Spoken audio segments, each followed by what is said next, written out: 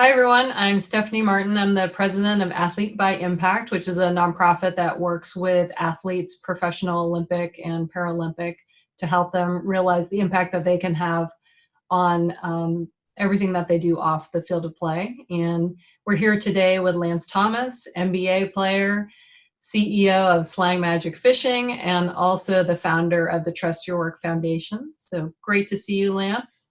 Stephanie, always a pleasure. Thank you for having me. Yeah, so today we're going to have a conversation together and talking a little bit about really the kind of ever-changing landscape of what's happening in the media and all of the new opportunities that we're seeing for athletes. So would love to kind of get right into it and talk a little bit about, life after basketball. A lot of people talk about, like what it's like to be able to prepare for life after basketball, but you've always been preparing for both business and basketball. Where does that drive come from, and where did that really start? It was a real wake-up call for me, especially when I got into the NBA, because I was in the development league my first year out of college after I graduated from Duke University and won the national championship. My next thing was going to Austin, Texas, to play for the Austin Toros at that time. And the best, comparison I can give you for the development league at that time was a bunch of crabs in a pot, and if one wants to differentiate themselves and elevate, you got 3 or 4 of them pulling them down, and when, that was the case, I just knew that, it was going to be a lot for me to get to that next level. So I always had that mentality to, be a step ahead of the game and to, figure out what I want to do when I'm done. And me personally, I knew a lot of the things that I like to do already that make me happy besides basketball.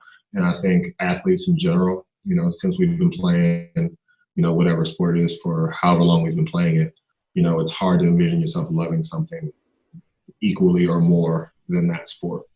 And I think we all have a very difficult time of, figuring out what makes us happy outside of that. And I already knew what that was for me. And then it was just a matter of putting, a plan together to be able to do all of them, in a way that would, one, still be super fulfilling to me as a human being, not just as an athlete, to be able to spread the knowledge of leadership that I've learned from various amazing leaders that I've come in contact with in my life, to be someone who actually gives back and doesn't think it's a chore, but actually am passionate about it, and to get out on the water, right? Mental health is very important, and that's what being out in the Gulf of Mexico does for me. So I've always been, thinking about those things, even while I was in uniform. So I know that was kind of long-winded, but I wanted to give you a little bit of background on it. No, that's fantastic, because I think that's something we've seen throughout your career. And I think especially knowing, the type of leadership that you've always brought to the different teams that you've played on, we're seeing those leadership lessons really come to life in the work that you're doing off the court. So I'd love for you to just talk about that a little bit more. You kind of touched on, some of the great people that you've had a chance to learn from. But how have you taken some of those leadership lessons that you've learned on the court and applied them to your businesses off the court? Oh man, accountability. My high school coach, Danny Hurley, who's now the head coach at UConn, he was probably the toughest coach on me in my life. And I loved it. He prepared me for what was next, right? And my transition from high school to college was so much easier because I had him. It was actually kind of like a step down in intensity, one-on-one when I went to Duke. Regardless of that is what I'm saying. I had a tough-nosed coach that actually demanded greatness out of me. So, when that weight is actually on your shoulders, to be that every single day, I had that for 2 years before I got to Duke. So when I got there, that wasn't the wake-up call for me. The wake-up call for me when I was at Duke was, myself being from New Jersey, New York, and being at a university that was, surrounded by just amazing, intelligent people who, probably could, find the cure for cancer, but couldn't have a conversation with you because they were introverts. right? So that was my struggle at Duke, was to really throw myself into the, you know, the culture of the university, not just basketball, but to throw myself into the university, make friends, you know, let the student body know that we are students just like them. We're human beings just like them. We just play a sport, right? Their professions, whatever they may be, are going to last way longer than any one of our basketball careers, right? So those were the people I was interested in hanging out with when I was at school, you know, and a lot of them to this day are people who actually helped catapult a lot of the endeavors that I like to do off of the floor. But again, as far as the leadership goes, I've always been, you know, held accountable for everything. I never asked somebody to do something that I wouldn't do myself, you know, and as a leader, you want to be able to figure out exactly what motivates each individual. You know, everyone doesn't get motivated the same exact way, right? I had teammates that I could yell at and get the best out of them. Like, okay, I got you. And I had teammates I couldn't yell at because they would just, you know, curl into the small ball and I lost them for the rest of the game, you know, and then I have to do damage control to get their, you know, their spirits back up, their, you know, their competitive fire back up, you know, and I had certain guys I could just look at a certain way and they knew what time it was, right? So as a leader, if you're not paying attention to those things, you don't expect greatness out of your group, right? And that's something that I've always, you know, wanted to do, was to just, if anything, I always wanted people to say that I was one of their favorite teammates, because I always pumped confidence in them. I always, you know, stuck my chin out for them. You know, at any point in time, I would want to be a guy that they'd be like, hey, if I was in a, you know, dark alley, you know, somewhere, I would want Lance with me. You know, that's the type of relationship I have with a lot of my teammates. But yeah, those two mentors, specifically those two, Coach Danny Hurley and Coach K. I mean, they really, really are amazing leaders. They demand greatness, and they demand greatness of themselves before they demand it of someone else. So they are two individuals that practice what they preach, and I have the utmost respect for them. That's great. And I think part of it too is also they taught competitiveness, you know, like that competitive spirit of not how to compete against just others, but also to light the fire within yourselves, right? 100%, yep. Can we talk a little bit about, you know, the passion that you developed pretty early on for fishing, and, you know, kind of that how your competitiveness comes out in a very different way when you're out in the water? Yeah, so my friend Kenwan Nichols, one of my best friends in life, was like, hey, you want to go fishing?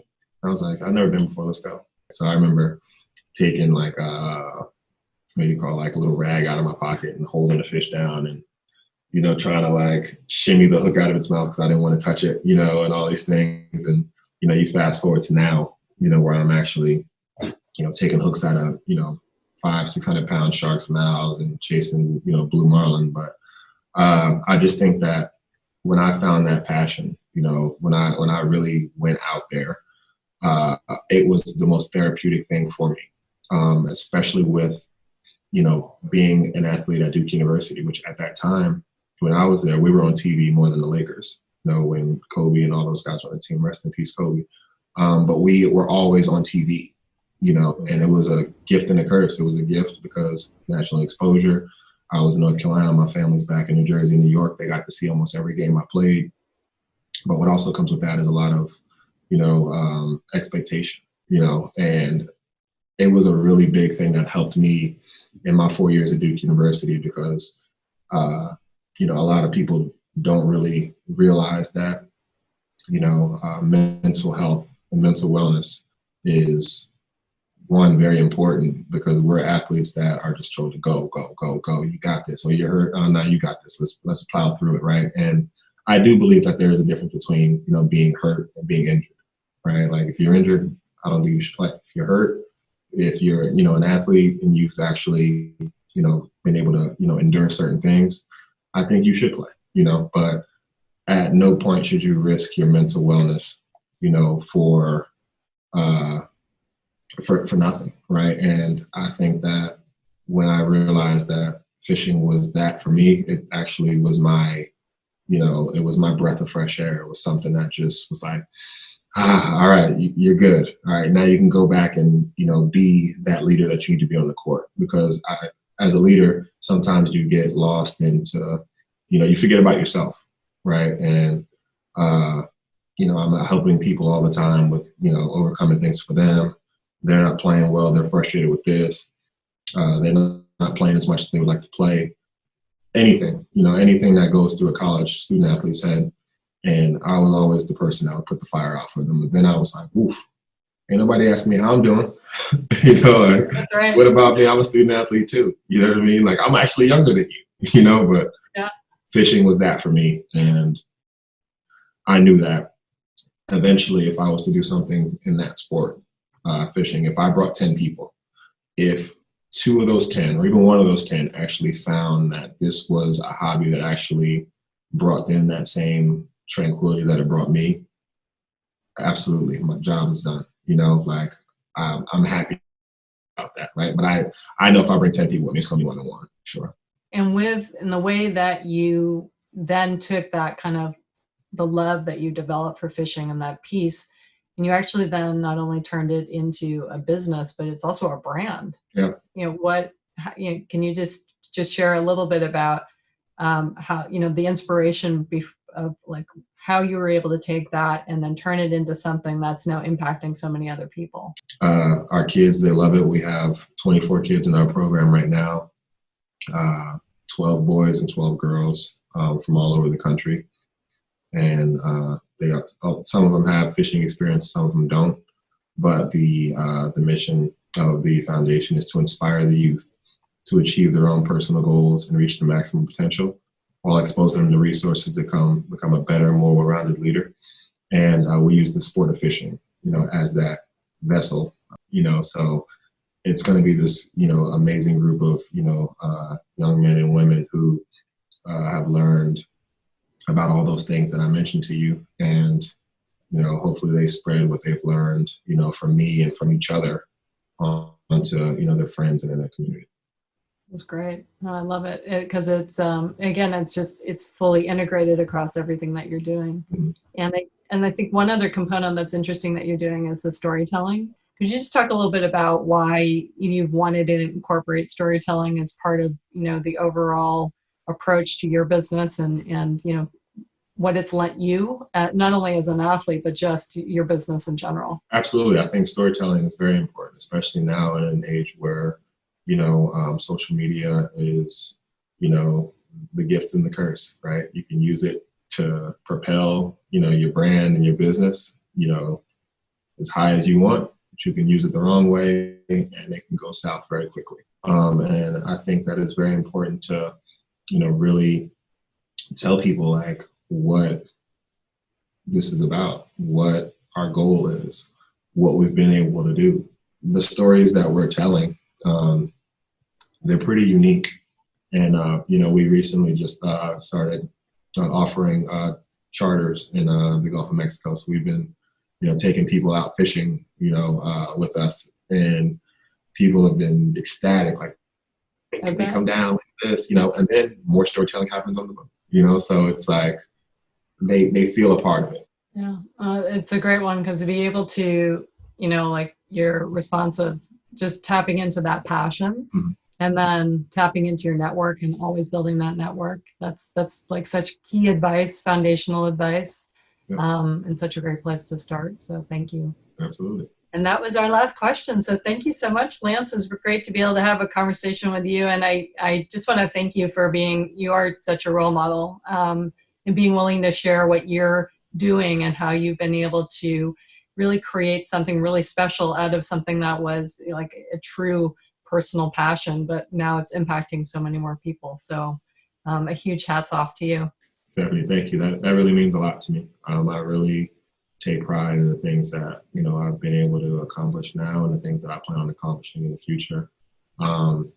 Also a huge fan of yours, what you're doing for athletes, Olympic, paralympic athletes. I think it's really important that they also have a voice and an outlet to actually be able to better their lives as well. The fact that they have, what you created in you as a resource and outlet is awesome. So hats off right back to you.